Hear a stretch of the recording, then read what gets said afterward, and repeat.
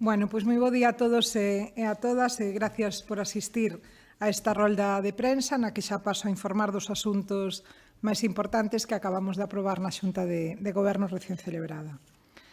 Decirvos que aprobamos un investimento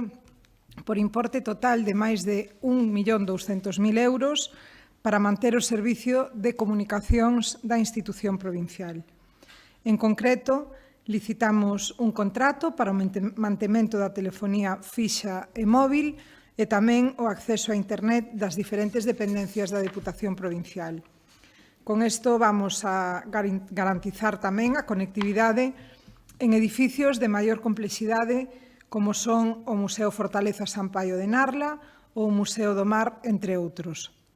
O contrato vai a ser de 2 anos de duración, prorrogables por 2 anos máis, e o acordo actual de servizos de comunicacións finaliza o 31 de xaneiro de 2025, polo que o novo entrará en vigor a partir do día seguinte, é dicir, o día 1 de febreiro do ano que ven.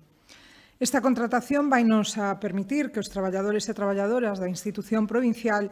desenvolvan mellor a súa labor porque van a ter as mellores condicións posibles, ofrecendo así servizos á cidadanía máis áxiles, máis próximos e tamén máis eficientes. A marxe deste asunto, e cambiando de cuestións, dicirvos que na Xunta de Goberno, despois de finalizar a temporada de verán, tería que trasladarvos un balance do servicio de rutas fluviais en catamarán pola Ribeira Sacra que estamos ofrecendo dende a Deputación de Lugo. No que vai de tempada, case 54.500 persoas realizaron algunha das viaxes que ofrecemos en catamarán. Esta é unha cifra a que hai que engadir case 4.000 prazas que xa temos reservadas ata final de ano. Ademais, a maioría dos participantes que viaxaron en catamarán este ano, en concreto o 78%,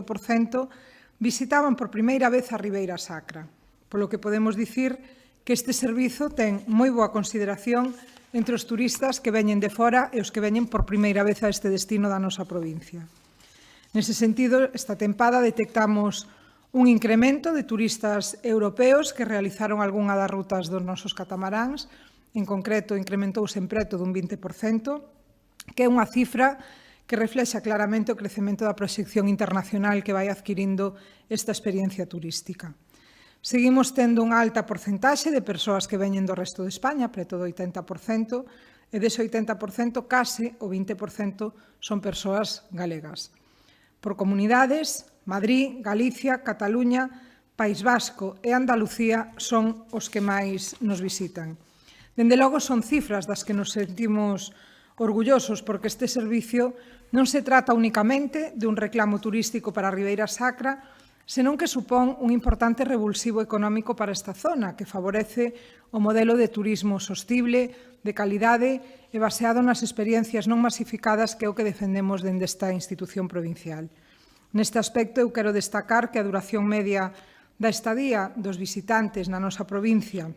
vai de 2 a 3 días e, ademais, o 61,2% dos viaxeiros sinalaron que se aloxaron, no caso da Ribeira Sacra, en establecementos de concellos da comarca, sendo o municipio máis escollido o de Monforte de Lemos, tendo en conta tamén que é o máis grande deles.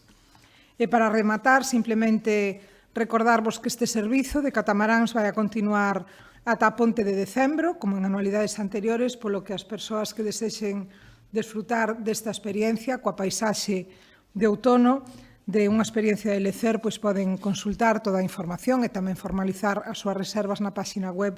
da Deputación de Lugo en www.reservas.rutasembalses.es. E pola miña parte, para o día de hoxe nada máis, quedo a vosa disposición se tedes algunha pregunta ou hai algunha aclaración para facer, que vexo que non. Bueno, pois desexarvos a todos e a todas un fermoso San Froilán, que, aínda que son as festas patronais de Lugo, pois disfrutámolas dende toda a provincia. Así que feliz San Froilán. Moitas gracias.